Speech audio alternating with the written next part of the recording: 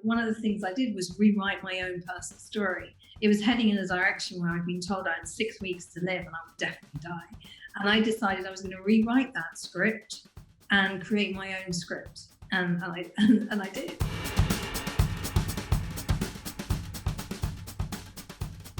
Okay, here we are. Hi, Susie. How are you doing? Hi, Andres. It is my pleasure to have you here. We have been chatting before, but now it's a perfect opportunity for having something more like formal, if you want. But it's not going to be formal at all. So for those who doesn't know Susie, first of all, shame on you. But Susie, she's a writer, she's an author, she's a podcaster. She has been working on so many cool things during her life. And we're gonna chat about some of Susie's dimensions, which are very interesting. She's now living in Ibiza. She's been there for a while now. And it's a pleasure to have you here in Talking Brains. Thank you for having me. I really appreciate that.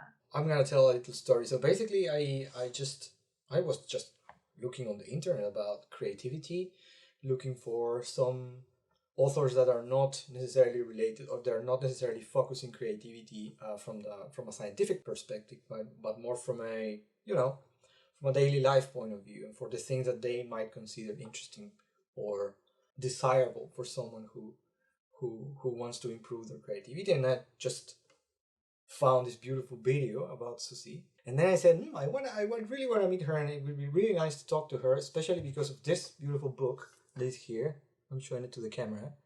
It's called The Art of Creativity, and this is your latest book, but you have written other books as well. So my first question for you would be more like, how this all started with you in terms of the writing thing? Did you say one day, okay, I have so many ideas in my head that I want to put them in words, or was it more like a crafted, more like some people get inspired for so many reasons, but how did you start it? What I can remember is that I used to be at parties, not very often because I'm not that fond of them, but when I was, people say, oh, what do you do? And I would start talking about being a writer before I'd actually really written anything. And at school, I was always really terrible at writing, apparently. Well, at least they didn't get what I was writing. And I used to work with Paul McKenna and Richard Bandler, Dr. Richard Bandler, the co-creator of NLP, neuro-linguistic programming. So I was working with Paul. He was a good friend of mine. When I was at MTV, I met him through a friend at MTV. And he said, I think you'll get on really well with my hypnotist friend. And I didn't really even know what hypnosis was, but I met Paul, we did get on, and he said, we're doing an amazing workshop next week on neuro-linguistic programming. I think you'd love it. So I didn't even know what it was. So I went along and I was mind blown. Wow, this is so interesting. It's all the things I love.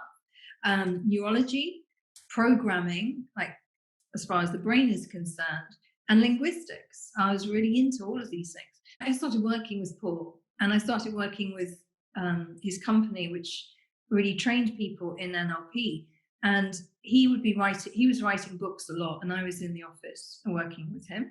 And then one day he said, oh, we need to finish this chapter on this book. And I said, I'll do it. I'll write it.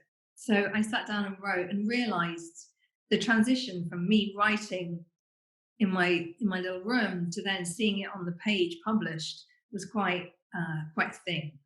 Wow. And it kind of gave me a template for seeing what it feels like to be a writer and to be able to do it. And I made a pretty good job of it, as it turns out. And then he went to live off in LA, and I went on a course one weekend, which was a shamanic course on writing.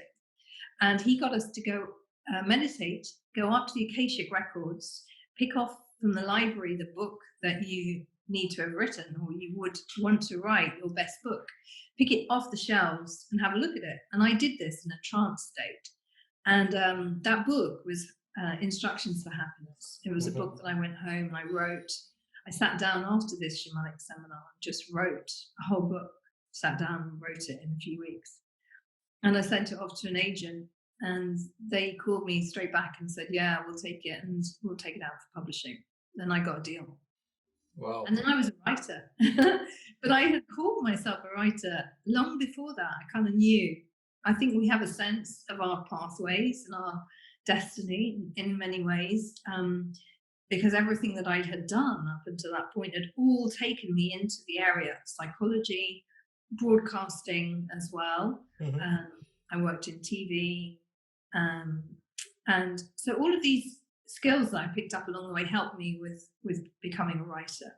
Trying to label creativity in a definition is probably completely against the whole idea of being creative. But if you would have to define what creativity is for you, what would you say it is? Well, for me, it's getting ideas and putting them together in unique ways, Mm-hmm. which is the essence for me of creativity. It's creative thinking. It's doing things in a different way, seeing different routes, seeing different answers to existing problems. I think it's something that we really need in the world right now, that this sort of concept of creativity and seeing things differently. You know, I'm a seeker and a learner. So many years learning, reading, finding out about things that I didn't know about. And that intrigues me, that excites my curiosity.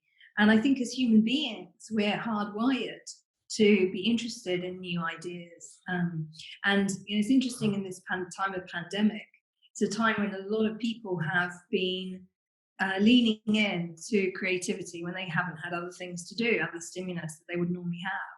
They've got to be at home. Then as human beings, we turn into craft and reading and writing and music and making things that didn't exist before. So I guess creativity is about making things that didn't exist before. I agree with that definition very much, because for some people, I mean, I used to think ages ago that creativity was something that was more elevated than but the ability to gather information in unique ways and try to mix it in ways that haven't been mixed before. But it's not about a superpower that only super smart people or super enlightened people can reach, but all of us can have this potentiality. Yeah, but it is a superpower. It is, because exactly. it's for me, yeah. When you get into the flow, I talk about the flow state a lot and how to get into the flow state. And that's kind of what my book's about. And when you get into the flow state, you do get access to your own superpower that we all have. You know, for me, we are all creative. All my research says that we are all creative. Yeah. It depends upon our mindset and our belief systems around how creative we can be. Yes. But when we lean into creativity, and I'm sure we've all been there, where you start doing something, you're so into it, time flies by. You kind of lose you lose the sense of time and space. And that's very much about being in flow. Mm-hmm. And it does, for me, it's a route to connect with my higher force, mm-hmm. my higher inspiration, and the highest version of me. And often when I'm being creative, I'll get stuff, and particularly with writing books, for example, I'll look at a piece of writing that has got my name on it, and I know I wrote it, but I can't really remember ever writing this. It kind of arrives with me. So for me, that's another channel. It's a channel of connectivity to source. And I get that through meditation, through music, through writing, through creativity in general. And that is a fantastic space to be in. It's a very healing space. It's a very nourishing space. It's a very exciting space. Yeah, because I'm thinking that so many people relate creativity to this idea of being constantly bombarded by different sensory stimulation, by different experiences, by traveling, by having actual information coming into your senses. But you mentioned that we can also have apparently a different source of that creativity, which is exactly the opposite, when there is peace, or when there is calm, or when there is space for actually doing nothing, like during this pandemic, that people have much more time to actually look at themselves and rediscover themselves. So would you say that there are different sources for this creative mind? One mainly related to the idea of linking stuff that comes from outside, and another one just lying deep within that you can actually explore? Well, I don't know how it's compartmentalized, and I don't really understand the difference between the outer and the inner. For me, it's all one experience. But I do know that this sense of bringing together the senses And we can lead, some of us are predominantly visual, some of us are predominantly auditory or whatever. We have a sense perhaps that we prefer. And I think when you get some of the really highly creative people that I've worked with, they're bringing in all of, or at least most of their senses for a sensory experience, and maximizing that and really exploring all these different senses and using them all to integrate. For me, the key word here is integration. It's integrating knowledge and wisdom. It's integrating information that we get. I'm doing this. Yes. I don't know why. Yeah. It's integrating information into your heart and soul, whatever those exactly areas are, yes. which is another metaphysical discussion altogether. Yes. For me, it's about combining heart, head, and soul in ways that are extremely powerful and connect with other people. I watch musicians play who are at the top of the game, and I see them and they're connecting. You can see they're connecting into their heart region and into some powerful space that they know. Absolutely. That they're connecting with their audience and with other people as well as themselves, and this greater force and feelings they get transmit to everybody. So you listen to a piece of music with a group of people and you feel amazing. Yeah. It's something that can transform us on a frequency level more than anything else. Yeah, that's beautiful. And I was thinking about your gesture. I have a very good friend who works in California, and what he likes to do when he talks to people, and I learned that from him, is, of course, he's listening, but he's also looking at the gestures. Because most of the time when you cannot define in words what you want to say, usually you already did by the gesture that you accompany that word. And in that sense, every time that I speak with very creative human beings and they speak about the source of their creativity, they try to refer to this. So as if they were capturing ideas floating in the air, or some kind of absolutely beam of inspiration coming from above. That's a common way of describing creativity. Katie Tunstall I spoke to, and many creative people, the songwriters especially, talk about this ideas that float in the ether, in the collective consciousness, and you have to jump up and bring them down, do something with them. And that's a very common sense and feeling around how creativity works. And I have that sense myself, that there are all these ideas floating around and you have to connect with that field and bring them down, and they will drop down to many people at the same time. This is a very familiar thing where you get an idea and you may not move on it, but you may read about your idea happening at the same time with someone else. They happen to have moved on it. So I think somehow these ideas do swim around like fish in the sea and drop down simultaneously to many people. And the trick is who's gonna work with those ideas and run with them. A lot of the innovation, technology, ideas, innovation that's happening, many people go, oh yeah, I thought of that around the same time. I even read a book that was almost identical to the one that I had framed, that I had written a backbone of. And then I ended up reading a very similar book that was already published. It was a year and a half ahead of mine. Oh no, did they read my manuscript? No, of course they didn't. No, they didn't. Also, I want to say one other thing about when I interviewed David Lynch, who's a great creative of our time, he would talk about ideas like this. And people have made comments on YouTube about his hand gestures. Yeah. It was almost like he kind of sees, fairy dust coming down on things, and he'll do this. When he talks about ideas, he'll do all of this. And that's how he sees ideas coming down like this. And he talks like that. And it's a visual cue for how these brain works. Bits of information drop in. Yeah, I'm totally with you. We're gonna talk about that later on. And to me, one concept that you mentioned that is really meaningful for a nerd like me is the notion of integration, because I do that for a living, like in the neuroscience field. I'm trying to characterize how the brain integrates information about the world, about itself. And that's the key. So if you want to think about a process that is not just each individual part, but is more than the sum of the part or the sum itself, you need to look at how the brain integrates information. There is no other way. So if creativity is something, if we want to like materialize it in a piece of meat like the brain, it's basically interconnectedness. It's the ability of the brain to communicate between different bits. And one of the astonishing things about the brain is this incredible and beyond our imagination number of connection points. Yes. And connectivity of all the neurons that exist in the universe. And when you look at the cosmos, or some representation of the cosmos in the universe, you see all of these trillions and trillions of connections. And really, as human beings, it feels like our job is to perform well about making connections with different ideas and bringing our own unique experience to bringing together connections.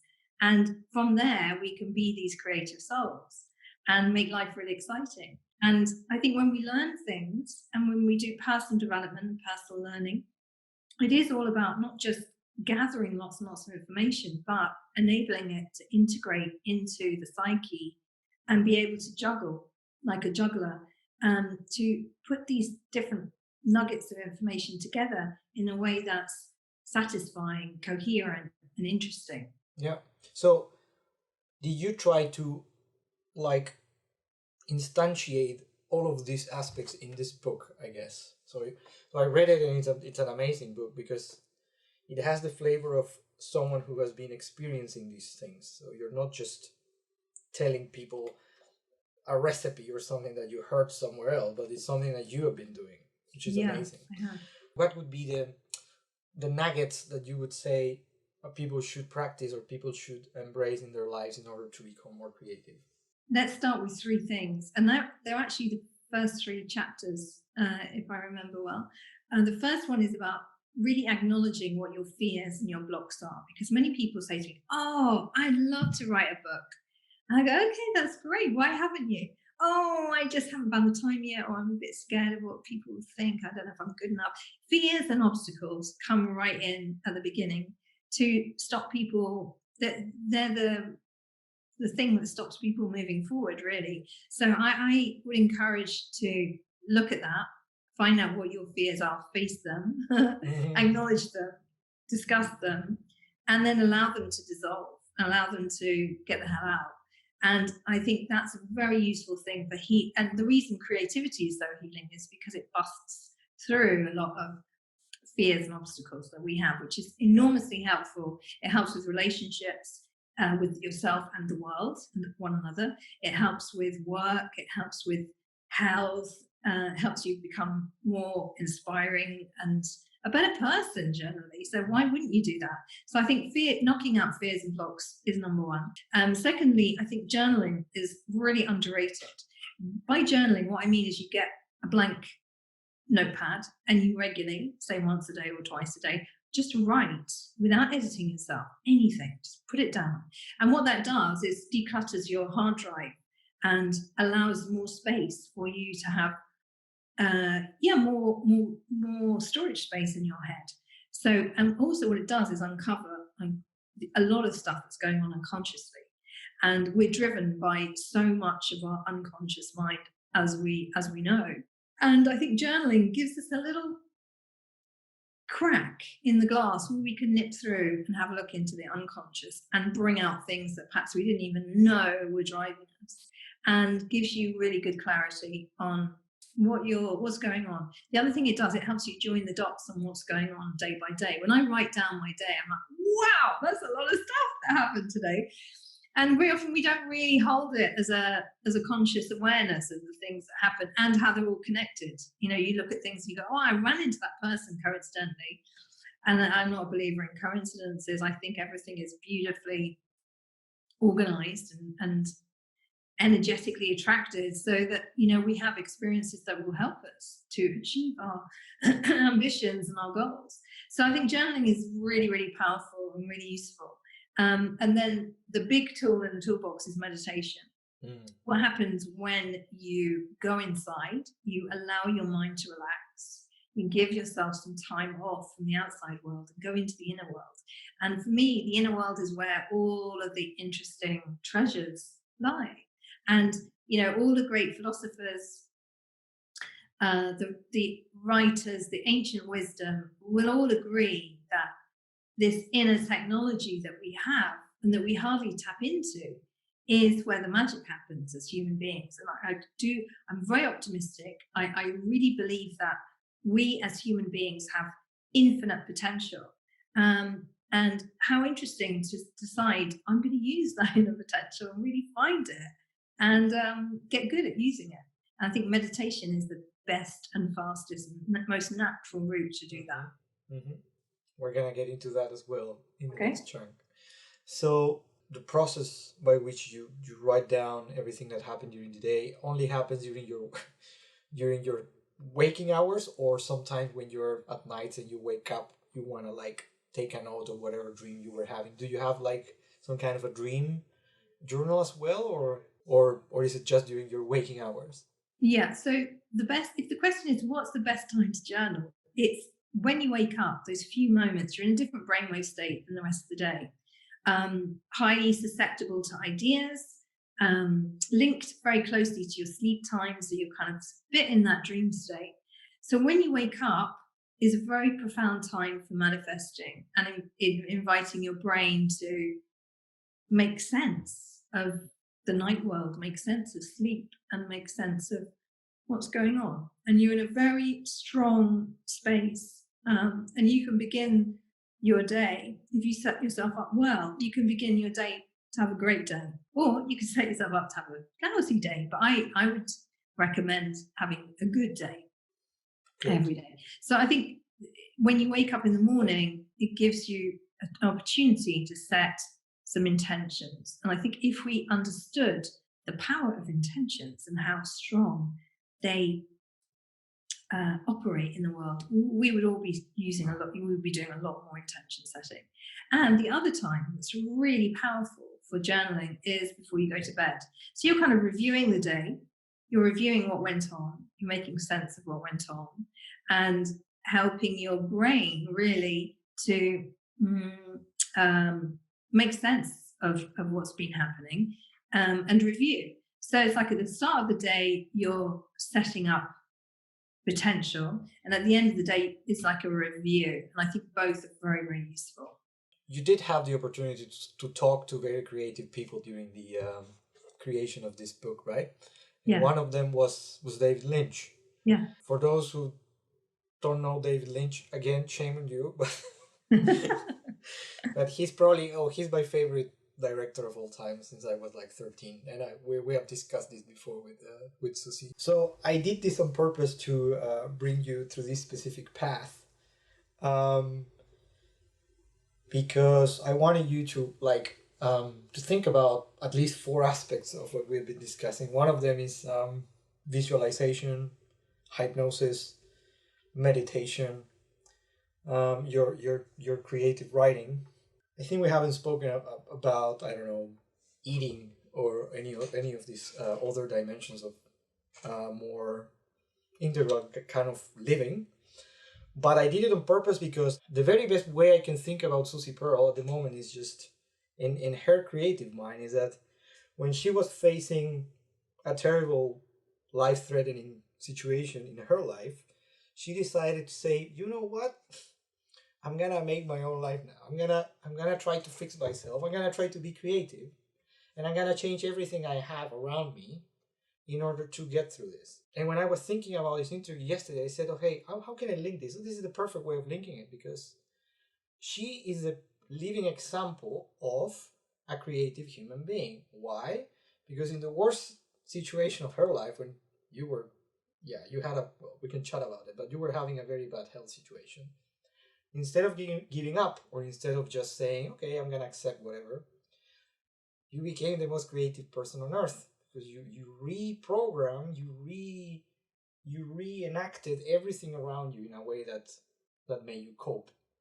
And to me, that's a living example of a creative human being, like 101. Well, it's linked to all of these things, to my experience in hypnosis and my experience in NLP and meditation. And in the book, I refer to personal story editing. We're editors of our own personal stories, and we can edit our own personal stories. And it's very useful to do that. So to rewrite, if you like, I'm a writer. I love rewriting things to make it more interesting and more compelling. And one of the things I did was rewrite my own personal story. It was heading in a direction where I'd been told I had 6 weeks to live and I would definitely die. And I decided I was going to rewrite that script and create my own script. And I did. Yeah, Against everyone's, the doctors were like, "You are nuts. You're not hearing us. We're telling you, you're not going to get through this." And I said, "That's interesting. I am listening to you, but I am not actually going to take that as a given. I'm going to rewrite my story right here, right now. And my story is I'm going to get out of this. And I'm going to get out of this wiser. And I'm going to talk about it on platforms around the world to inspire people that we all have an innate ability and an innate special force to be able to overcome virtually anything." And for me, it was a life-threatening illness. I had a brain tumor. And it was massive and inoperable. So, and none of the drugs apparently would, be able to medicate. I wouldn't be able to medicate my way out of that. So I decided to do it by instructing my cells to perform in a different way. And that was successful. Here I am 2.5 years later, full remission, fully recovered, 2 books written, and I'm off on my adventures again. So I did it. So that's why I have the credentials really to talk about personal story editing, because I did it myself in my own life very successfully against all predictions, and it worked. So I am a big fan of claiming the power of our mental realms through visualization, creative visualization, hypnosis, all of these different techniques, and thinking a positive game. I know that thoughts are very creative, and our cells respond to the way that we talk to them. And it's worth exploring this if you want to have an extraordinary life. When I died one day and I left my body, I felt my spirit leave, and my intuition told me, "Today you're going to die." And I actually went to the nurses' station in the hospital. I was in Cambridge, Adam Brooks Hospital. And I went to speak to the nurse and I said, "I think I'm going to die today." And they said, "Susie, you'll be fine. We're monitoring you very carefully." I said, "No, you just need to keep an eye on me because I think today I'm going." And they probably thought I was still more bonkers than ever, because I was pretty bonkers at that time. And I went back to my room. It's very early one morning, on Thursday morning at 7:32. I felt my spirit being raised out of my body through my crown, and I felt it go out. And I went on a trip, and it felt like I was being shown what the universe looked like. And I had like a film show of how it all works, and it's an energetic universe. We're all connected. It's all one. All of these things that the great gurus tell us, we are part of a oneness. There is no difference between you and me. We feel individual. We may be encased in a body, but our spirits are very powerful. So I did that, and then I was given the choice. This is all in my mind. I had the sense that I could decide if I came back into my body or if I stayed out. And I chose to. I'm a mum, and I wanted to come back because I have to look after my son. So I came back into my body with a new configuration, and this configuration, I had the sense very strong that I could heal myself in this new configuration. And I did. And the following week I had a scan, an MRI scan in Cambridge, and the doctors were scratching their heads, and I had a meeting with them. I said, how's it going? And they said, I didn't really have words for this. This isn't what we expected. And I said, "Really?" I said, "Is it really shrunk?" And they said, "Virtually disappeared. This tumor has virtually disappeared. We didn't expect this, and it looks like a miracle. Although we're not in the business of miracles, we're doctors. I am in the business of miracles, and I do believe we can create extraordinary things if we believe we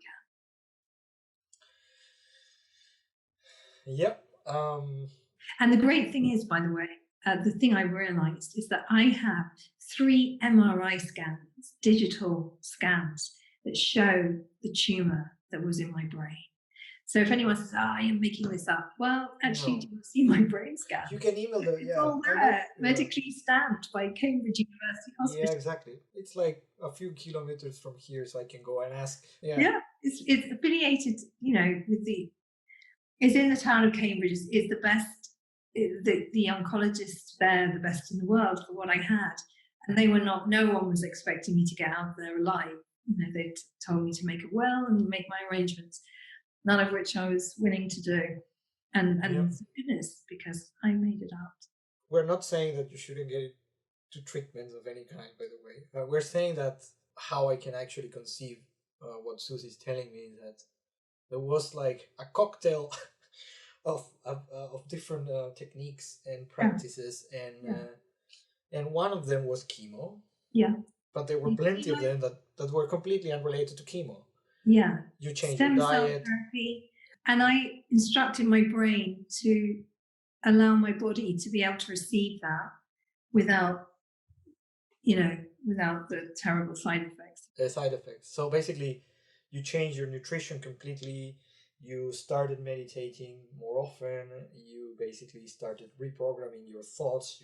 Your visualization completely goes into the direction of feeling better, having like an army of white cells defending you. So it's all about visualization in the end. And to me, the most powerful aspect of all of that is that I have no idea. Well, nobody can run the experiment of saying, okay, we're gonna go back in time and we're gonna make Susie go through the whole process, but without the good food, and we're gonna run it again with Susie going through the whole process without the hypnosis. We cannot do that. But what we can do is just to post hocly trying to understand what happened. And I think it was a very synergistic interaction of all the things you did. Yeah. Someone would say, no, it was only the chemo, because we know that 1 out of 1,000 cases you can have the effect that she had. Well, that's a possibility. Yeah. But it's highly unlikely. Yeah. That's what I want to point out. It's really it comes back to integration. When you combine things, we've spoken about integration being fundamental. I knew the combination of techniques was my best bet out of that hospital. And it worked. And we will never know which bit worked, but it probably all worked together. Yes. As we do with the collective consciousness. We are all part of one big thing. And again, when I referenced what I saw about how the universe works, that everything is interconnected. Every little thing is connected as one. Then, of course, all of my therapies and modalities, healing treatments were all acting together as one. I had Reiki, massage, hypnosis, amazing nutrition, really positive visualizations every day. The doctors would come into my room and just go, now what are you doing? I go, shh, I'm being hypnotized. Can't you see? By myself. I was nuts. Yeah. But, I was the one who walked out. So it isn't unbelievable. It's a miracle.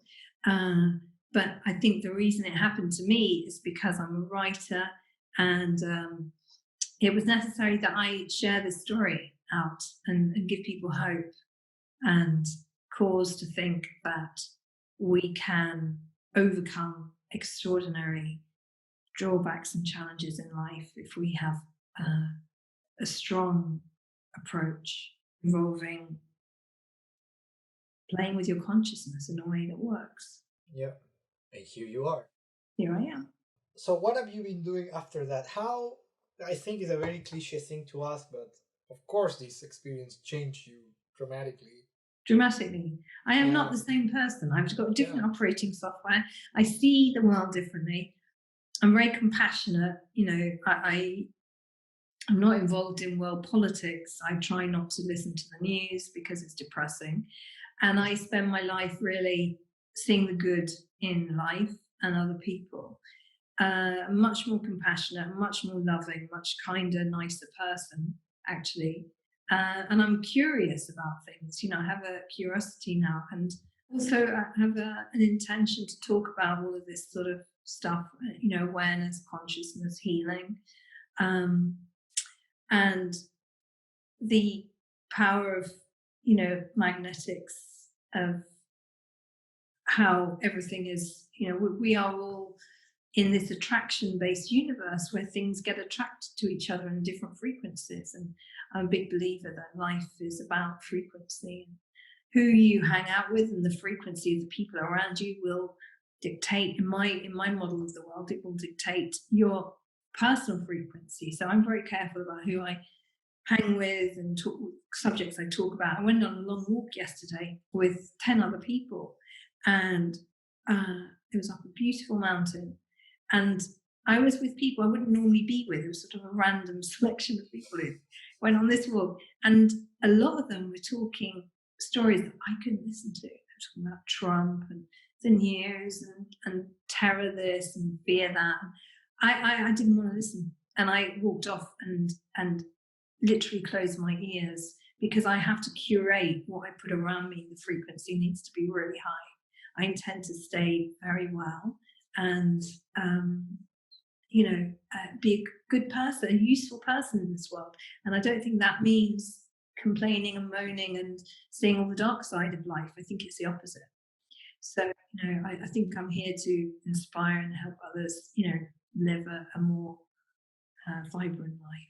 I think we need that now, because everything is about, or we live in the era of depression, anxiety, and stress. Depression leads to more depression, and looking at the dark, looking at bad stories, looking at fear, looking at the news, it all leads the wrong way. I can tell you, what leads the right way is love and compassion and the fundamental frequencies of life, and that keeps us healthy and well. Yeah, and one thing that you're doing now, to me, is of course, love and compassion are crucial, but discernment, the ability to distinguish between things. Making your environment beautiful is very important. Yes. Yeah. Having good people around you, thinking good thoughts, and doing good things, and then everything else finds its own pattern. Yeah. So to finish up, I want to know, what are you planning now in your life? What are the plans? What are you doing? I want to live in a community of people who are bright lights and grow food, live in a space where we can be better human beings and create a sort of better society, because the one that we've emerged from in 2020 has been shown itself to not be a workable paradigm. So I think we're on the edge of a planetary transformation, where people are becoming more awake to what's going on, more awake to politics, more awake around financial, the financial structures and banking and everything. And I think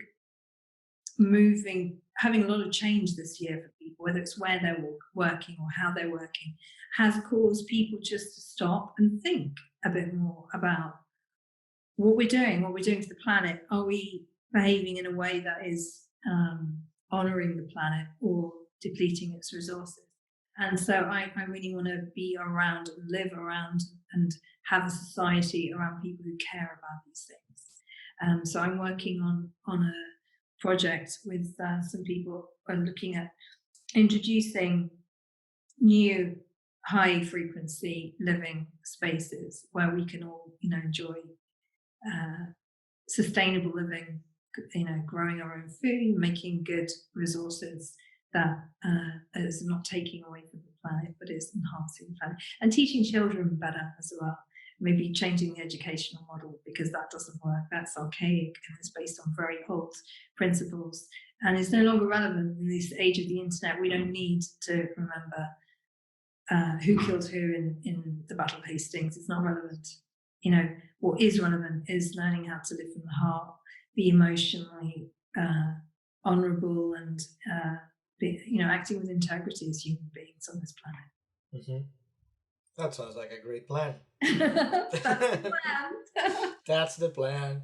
So you're writing a new book, right? Well, like 3 of them, but yeah, I'm writing a few books. One's called "I Lost My Mind," which is my story of losing my mind. I lost my memory completely, and I lost a lot of brain cells during that process, which is also a blessing, because I lost all my fear. I have no fear now. So I'm going to write about my story, which I hope will inspire others. I'm writing also about the power of visualization, creative visualization, imagination. And I'm also writing a book on with a team from New York, with looking at how to feed little children better with organic and healthy and fresh foods.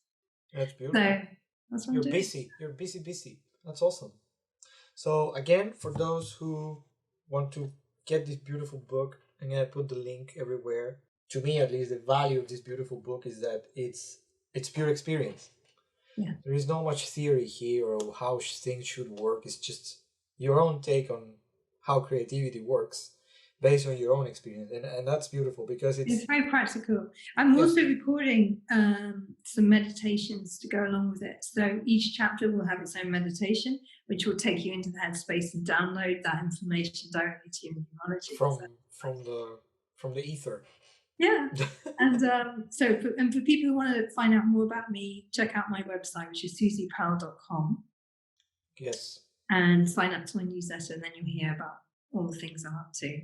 Fantastic. We're gonna add all the credentials at the end of the website when we upload this to the YouTube channel. So yeah, it was absolutely wonderful. And we should repeat it again at some point. And thank you very much, Susie. Oh, it's a joy talking to you. Thank you.